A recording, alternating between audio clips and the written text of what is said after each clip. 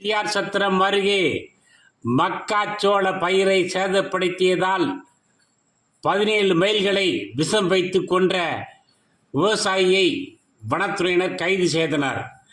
திண்டுக்கல் மாவட்டம் ரெட்டியார் சத்திரம் அருகே உள்ள பழக்கணத்து ஊராட்சி பொட்டிநாயக்கன்பட்டியில் நரிப்பட்டியைச் சேர்ந்த முருகன் வயது 50 என்பவருக்கு சொந்தமான விவசாய தோட்டம் உள்ளது. இவர் தோட்டத்தின் அருகே ஓடையில் 17 மைல் இறந்து கிடந்ததாக கன்னிவாடி வனத்துறைக்கு கிடைத்த தகவலின்படி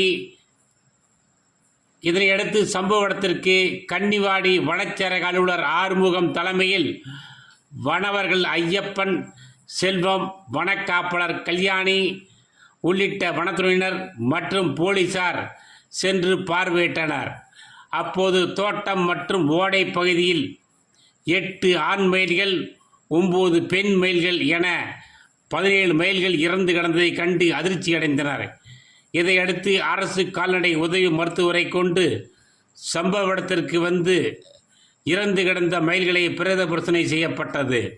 பிரேத பரிசோதனையில் 17 மயில்களும் விஷம் வைத்த அரிசியை சாப்பிட்டதால் இறந்தது தெரிய வந்தது.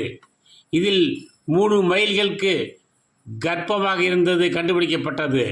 இதையடுத்து மயில்களை விஷம் வைத்து கொன்றது யார் என்பது குறித்து வனத்துறை அதிகாரிகள் தீவிர விசாரணை நடத்தினர். விசாரணையில் விவசாயி முருகன் மயில்களை விஷம் வைத்து கொன்றது தெரிய வந்தது. அருகில் உள்ள மலைப்பகுதியில் இருந்து தோட்டத்துக்கு வரும் மயில்கள் மக்காச்சோளம் கதிர்களை தின்று பயிர்களை சேதப்படுத்தி சென்றது.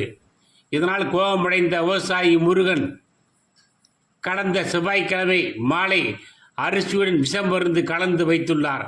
அதை சாப்பிட்ட 17 மயில்கள் நடந்து செல்லும் போதே மயங்கி விழுந்து உயிரிழந்துள்ளன என்று வனத்துறை விசாரணையில் தெரிய வந்துள்ளது. இதனையடுத்து விவசாயி முருகனை இன்று வனத்துறையினர் கைது செய்து விசாரணை நடத்தி வருகின்றனர். ஒரே நேரத்தில் தேசிய பறவையான 17 மயில்களை விஷம் வைத்து கொன்ற சம்பவம் ரெட்டியார் சத்திரம் பகுதியில் பெரும் பரபரப்பை ஏற்படுத்தியுள்ளது.